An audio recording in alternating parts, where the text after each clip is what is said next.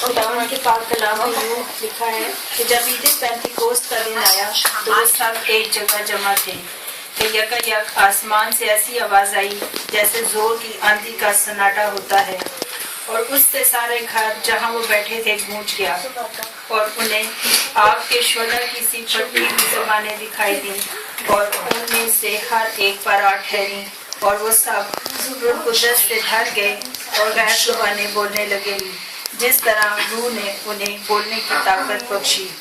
और हर कौम में से जो आसमान के तले है खुदा तक यहूदी यरूशलेम में रहते थे।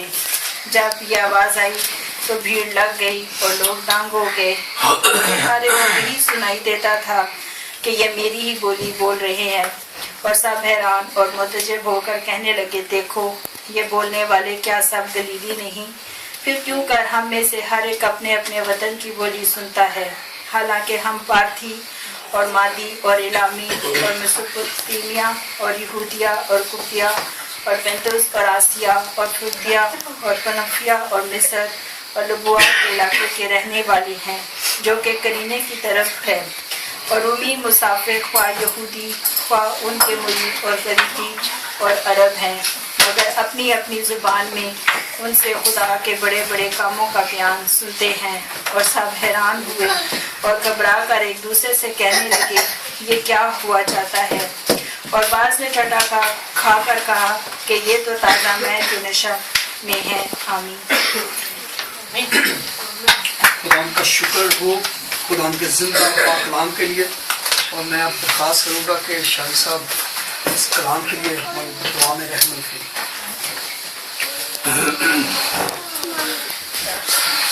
जिंदा जलाली आसमानी बाप जिंदा जलाली आसमानी बाप इस बात का शुक्र करते हैं कि तू हमारा जिंदा खुदा है। तेरे प्यार के लिए तेरी बरकतों बख्शिशों के लिए तेरा शुक्र करते हैं। जिंदा जलाली आसमानी बाप इस जिंदगी जैसी नेमत के लिए और इससे जुड़ी सारी बरकतों बख्शिशों के लिए तेरा शुक्र करते हैं। जिंदा जलाली आसमानी बाप तेरे इस प्यार के लिए जो तू हमसे करता है, तूने अपने इकलौते बेटे को बख्शा क्यों हमारे गुनाहों का कुफारा दे है। खुदा हम तेरे इस प्यार के लिए तेरा शुक्र करते हैं। जिंदा जलाली आसमानी बाप इस वक्त के लिए जो कि तेरे कलाम के मुताबिक तूने खुदा कहा है कि जहाँ 2 या 4 मेरे नाम से इकट्ठे होंगे मैं वहाँ मौजूद होंगे। खुदा हमारा ईमान है कि तू इस वक्त यहाँ पे मौजूद है। खुदा जिंदा जलाली आसमानी बाप हम तेरी है खुदा कलाम में से है खुदा जो लफ्ज़ हमने सुने हैं खुदा अपनी ज़िंदगियों में उनको है खुदा असरअंदाज करें, उनसे सबक लें, उनको है खुदा उनके पीछा करें है खुदा अपनी ज़िंदगियों से उठने बैठने से चलने फिरने से हम है खुदा शो करें कि खुदा हम एक जिंदा खुदा को मानने वाले हैं। इस वक्त के लिए तेरा शुक्र करते हैं और खुदा तेरे कलाम में से जो बातें हमें सुनाई जाएँ तो हमारी ज़िंदगियों में असर करता है। खुदा जो भी हमें कलाम दे हमें पता कि खुदा ज़बान और नकल लहजे का है खुदा ज़िम्मा ले उसको बरकत दे, इस जगह को बरकत दे।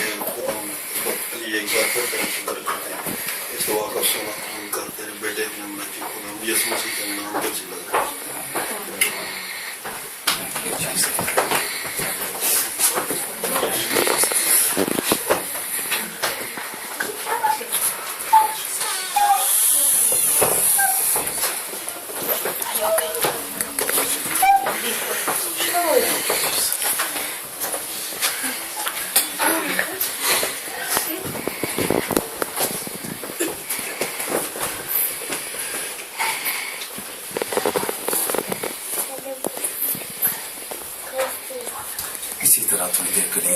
खामोशी में रहें।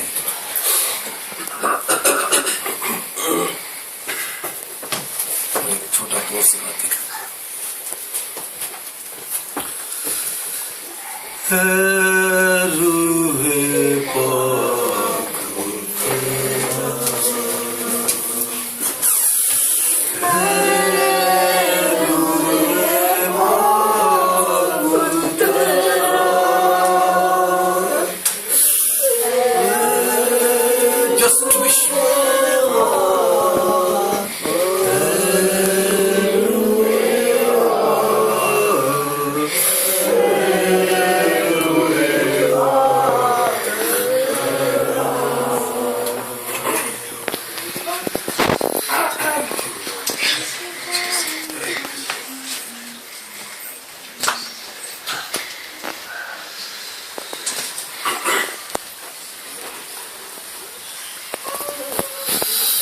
सुबह जब मैं प्रेयर में बैठा हुआ था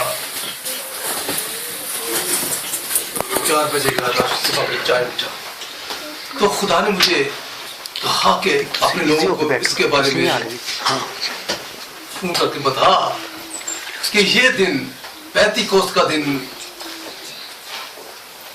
खुदा यीशु मसीह की पैदाइश से कम नहीं और ये दिन हमारी जिंदगी में बहुत अहमियत रखता है। जिस तरह हम खुदावंद यीशु मसीह की पैदाइश को सेलिब्रेट करते हैं उसी तरह हमें इसको भी सेलिब्रेट करना है, अच्छे कपड़े पहनकर, अच्छा खाना खाकर, खुशी मनाकर, क्योंकि ये वो रूह है जो आपको हर लम्हा, हर घड़ी आपको गाइड करती है, आपको प्रोटेक्ट करती है। ये होली स्पिरिट जिसका आज पूरी दुनिया में सेलिब्रेशन किया जा रहा है। जब हम ओल्ड टेस्टामेंट पढ़ते हैं तो हमें ओल्ड टेस्टामेंट में मेन कैरेक्टर जो है वो खुदा बाप नजर आते हैं। पैदाइश से लेकर मलाकी तक हमें बेशक हमें रूहुल कुद्दस का जिक्र मिलता है कि रूहुल कुद्दस खास वक्त में खास लोगों पर नाज़िल होता था, खास मकसद के लिए। और हमें खुदा यीशु मसीह का भी हमें ओल्ड टेस्टामेंट में जिक्र मिलता है, लेकिन जो मेन कैरेक्टर जो है वो नहीं मिलता। बच्चों को थोड़ा कंट्रोल करो। जो मेन कैरेक्टर है वो हमें खुदा बाप नजर आता है। मलाकी तक हमें खुदा बाप का पीरियड नजर आता है कि जैसे आदम और हवा ने गुनाह किया और खुदावंद ने उनको पनिशमेंट दी और बनी इसराइलियों का जिक्र शुरू हो जाता है और खुदावंद उनको असीरिया में भेजता रहा। लेकिन मलाकी की किताब में कहता है कि मैं अपने बेटे और बेटियां वापस लाऊंगा, और यह खुशखबरी कि खुदावंद ने उनको वापस लाया। और अनाजील में हम देखते हैं मेन कैरेक्टर कौन है, खुदावंद यीशु मसीह। और इमाल की किताब से लेकर मकाश तक मेन कैरेक्टर होली स्पिरिट है। बाइबल में हमें 3 कैरेक्टर मिलते हैं। पहला कैरेक्टर खुदा बाप, और दूसरा कैरेक्टर खुदावंद यीशु मसीह, और तीसरा कैरेक्टर रूहुल कुद्दस। हमें तीनों कैरेक्टरों को उसी तरह अहमियत देनी है जिस तरह हम पहले को देते हैं, दूसरे को देते हैं। और आज मैं आपको बताना ये चाहता हूं, जो पैसेज पढ़ा गया कि वो सब एक जगह पर इकट्ठे थे। जब मैं इसके बारे में गौर कर रहा था, हर साल मुख्तलिफ किस्म के मैसेजेस दिए जाते हैं और थॉट भी डिफरेंट हो जाते हैं, लेकिन इस दफा जो थॉट मेरे ज़हन में आया कि वो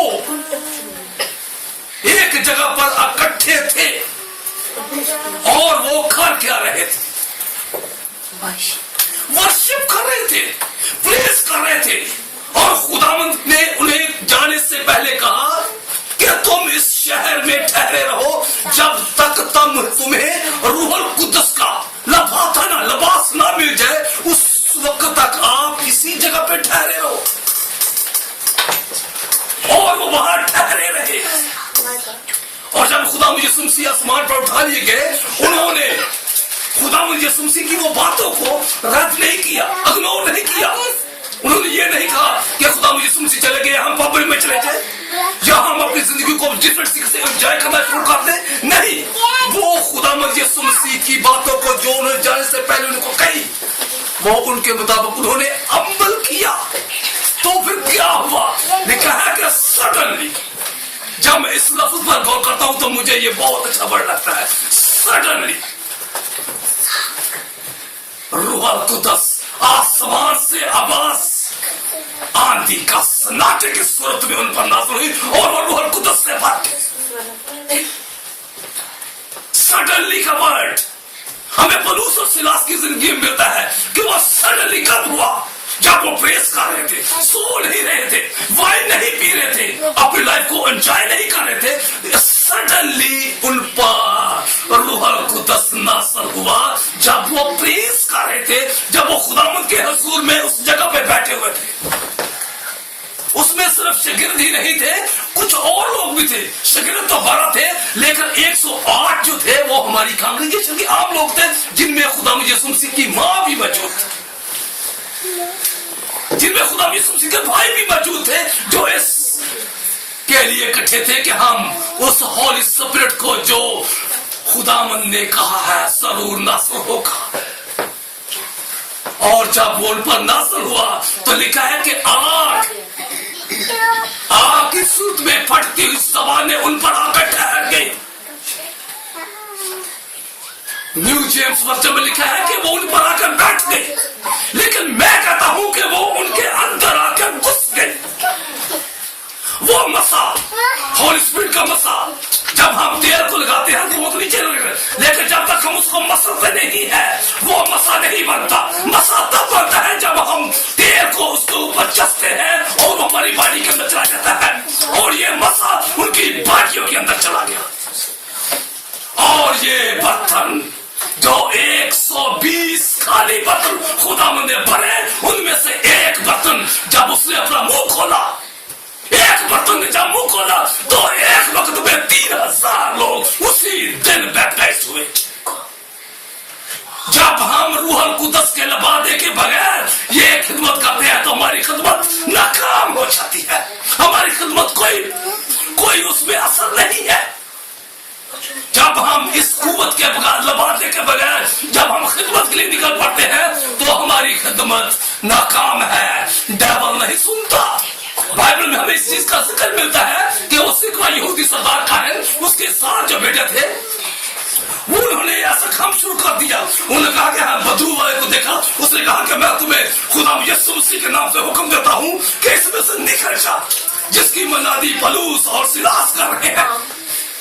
उस बदरूहों ने क्या कहा? बोलने बेटा, उन बदरूहों ने क्या कहा? शैतान ने क्या कहा? हम पलूस को भी जानते हैं, हम सिलास को भी जानते हैं, हम पतरस को भी जानते हैं, लेकिन तुम कौन हो? क्योंकि तुम्हारे पास तो रूहुल कुद्दस का लबादा ही नहीं है, रूहुल कुद्दस की कुव्वत ही नहीं है। ये रूहुल कुद्दस की कुव्वत वो है जब हम बोलते हैं तो डेविल जाता है, जब हम बोलते हैं तो दिलों पर चोट लगती है।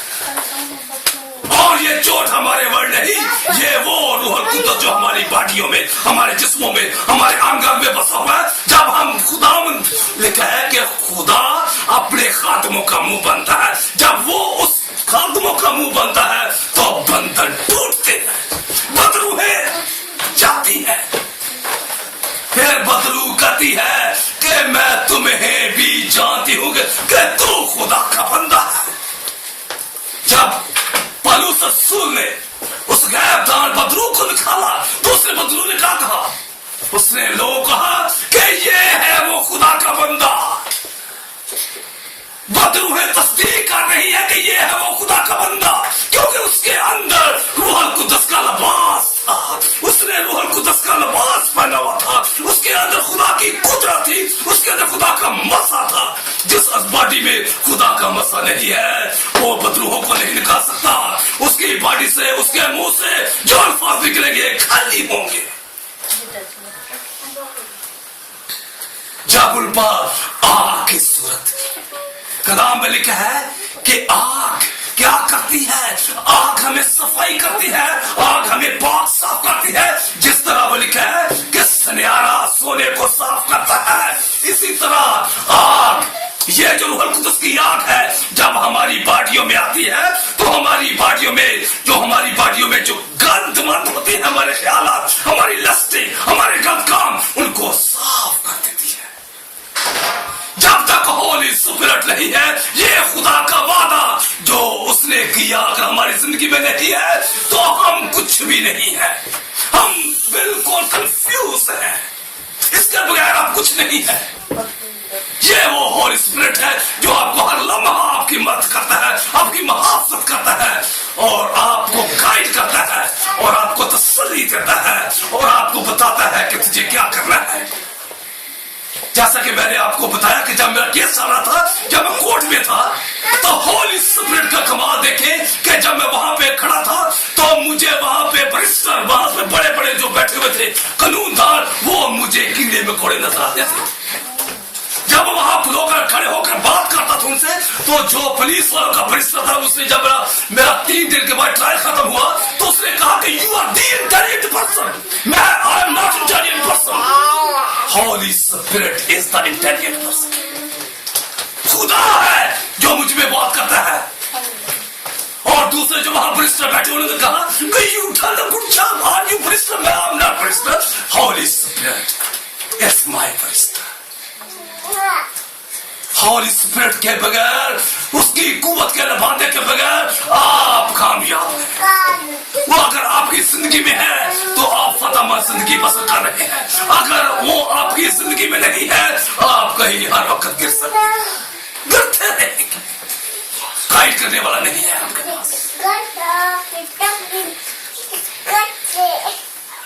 बाइबल में, ओल्ड टेस्टामेंट में, मैं आपको 3 हवाले बताता हूं इसके बारे में कि जब लिखा है कि ऐ प्यासो, जिस तरह खुदा मुझे सुमसी ने ईद के रोज जब वो यहूदी शलोह के तालाब से पानी निकालते और मस्पा के पास एक बर्तन था, उसमें जाकर अडेरते थे, और 7 दिन तक खुदा मुझे सुमसी उनको देखता रहा कि ये क्या कर रहे हैं। खुदा मुझे सुमसी ने 7 दिन देखा उनको कि ये पानी भरते हैं और जाकर मस्पा के नजदीक जो वो बर्तन है वहां पे उसके ऊपर ढालते हैं। लेकिन जब 7 दिन गुजर गए और लोग घरों को जाने वाले, और यीशु खड़ा हो गया और लिखा है कि उसने पूरे जोर से कहा कि अगर कोई प्यासा हो तो मेरे पास आए, इससे ये जो आप काम कर रहे हैं इससे आपकी प्यास बुझने वाली नहीं है। और यीशु ने कहा कि जो मुझ पर ईमान लाएगा उसके अंदर पानी की नदियां जारी हो जाएंगी, पानी की नदियां जारी हो जाएंगी। यीशु मसीह ने सामने और उससे क्या कहा? यीशु मसीह ने उससे पानी मांगा, फिर यीशु मसीह प्यासा नहीं था। खुदा मुझे सबसे प्यासा उसका था जिस हालात में वो जिंदगी बसर कर रही थी, गुनाह का जिंदगी वो गुजार रही थी। खुदा मुझे प्यासा था कि ये उसके पास वापस आए और वो जिंदगी जो गुजार रही है उसको छोड़ दे। लेकिन खुदावन ने उसको बातों बातों में उसकी प्यास की शिद्दत को यहां तक कर दिया कि उसने कहा कि तू मुझे वो पानी दे ताकि मैं ना यहां पे आऊं और मेरी जिंदगी में वो पानी आ जाए। लेकिन खुदावन ने कहा कि वो पानी तो तुझे मिलेगा, लेकिन जा पहले अपने गुनाहों की बोरी लेकर यहाँ पे आ। उसने कहा कौन से गुनाह? उसने कहा जिस शख्स के साथ तू रह रही है ये भी तेरा हस्बैंड नहीं है, ये गुनाह या इकरार कर। खुदा मुझे सुमसी ने उस वक्त तक जब तक उसकी शिद्दत नहीं बढ़ी, जब तक प्यास की शिद्दत नहीं बढ़ी, खुदा मुझे सुमसी ने उसको पानी की ऑफर नहीं की। अगर हम पानी हासिल करना चाहते हैं, अगर हम होली स्पिरिट हासिल करना चाहते हैं, तो पहली शर्त यह है कि हम उसके लिए शिद्दत से प्यास महसूस करें। जिस तरह काम में लिखा है, दोस्त ने कहता है कि जिस तरह खुदावंद हर दिन पानी के नालों के लिए तरसती और तड़पती है, खुदावंद मेरी रूह तेरे लिए तरसती और तड़पती है। अगर आज हम खुदा की स्पिरिट को हासिल करना चाहते हैं, अगर हम होली स्पिरिट को हासिल करना चाहते हैं, तो उसके कदमों में गिरे और कहे कि खुदावंद मैं तेरे लिए तरसता हूं, रोए उसके लिए। और इसके बगैर ये वादा जो खुदा ने किया, और ये वादा खुदा यीशु से चाहता है कि उसके तमाम ईमानदारों की जिंदगियों में कसरत से काम करे। और इस वादे से जब खुदा यीशु ने ये स्टेटमेंट दी तो उस वक्त रूह कुदस नाज़िल नहीं हुआ था। और खुदा यीशु मसीह देखें वो उस वक्त से चाह रहे हैं कि ये पावर आप सब ईमानदार लोगों की जिंदगियों में जाए। और इस पावर को खुदा यीशु मसीह ने सिर्फ क्रिश्चियनों के लिए नहीं कहा, उन्होंने आलमगीर दावत दी कि सब मेरे पास आओ और जो पानी हासिल करना चाहता है, जो पानी हासिल करना चाहता है वो मेरे पास आए। और इसकी हॉली स्पिरिट की पेशी हुई हमें ओल्ड टेस्टामेंट में मिलती है। जैसे खुदावंद यीशु मसीह बगैर अतला के नहीं आए, हॉली स्पिरिट भी बगैर अतला के नहीं आया। हॉली स्पिरिट का हमें बाइबल में जिक्र मिलता है। योएल कहता है कि मैं कलाम में लिखा है, खुदावंद फरमाता है कि मैं हर फर्द अपनी रूह नाज़िल करूंगा और तुम्हारे जवान क्या देखेंगे? रोया देखेंगे। और तुम्हारे बूढ़े क्या देखेंगे? ख्वाब देखेंगे। लेकिन आज हमारे बूढ़े क्या देख रहे हैं? हमारे जवान क्या देख रहे हैं? आज हमारे चर्चेस खाली पड़े हुए हैं। चर्चेस में जाकर देखें, कहाँ कितनी क्या इस एरिया में इतने लोग, चर्चेस खाली पड़े हुए हैं। ये जमीनें बंजर और वीरान है। लेकिन खुदावंद कहता है, ये साया में लिखा है कि मैं प्यासी जमीन पर पानी डालूंगा और खुश्क जमीन पर नदियां जारी करूंगा। लेकिन ये नदियां, इस नदियों, इन खुश्क जमीनों पर खुदावंद, मेरा खुदावंद चाहता है कि वो इस खुश्क जमीनों पर हवा चलाए ताकि इनमें जिंदगी का दम आए, ये मुर्दा हड्डियां जान पकड़ लें। और खुदा में चाहता है कि इन खुश्क जमीनों पे वो तेल अंडेले, ये सब रूह कुदस की अलामतें हैं। खुदा में चाहता है कि इन खुश्क जमीनों पर तेल अंडेले ताकि इनके जमीन रोशन हो जाए, ताकि इनके चिराग जो बुझे हुए हैं वो रोशन हो जाए। जब तक हॉली स्पिरिट हमारी जिंदगी में नहीं है, हमारे चिराग बुझे हुए हैं उन कुमारी बेवकूफ औरतों की तरह। जब तक तेल है हमारे चिराग जलेंगे, नहीं है तो बुझेंगे। और खुदा में चाहता है कि ये जो हमारी जिंदगियां खुश और बंजर हो चुकी है, वो चाहता है कि इनमें सैलाब है, पानी का सैलाब है। और मेरी दुआ है कि खुदावंद आज के कलाम के वसीले से हमारी जिंदगियों में कसरत से कलाम करे। Hallelujah, hallelujah. और जिस तरह खुदावंद ने हिजकिय्याह को, जिस तरह खुदावंद ने हिजकिय्याह को उस दरिया में उतारा, और खुदावंद ने लिखा है कि उसने एक पैमाइश की और उसने 1000 हाथ नापा और उसने उसको दरिया में उतार दिया और उसने कहा कि 1000 हाथ चल। और जब 1000 हाथ चला तो पानी, लिखा है कि पानी उसके घोड़ों तक था। उसने फरमाबरदारी की, उसने बे किया। फिर खुदा ने फिर 1000 हाथ नापा और उसको चलाया और पानी घोड़िया तक, घुटनों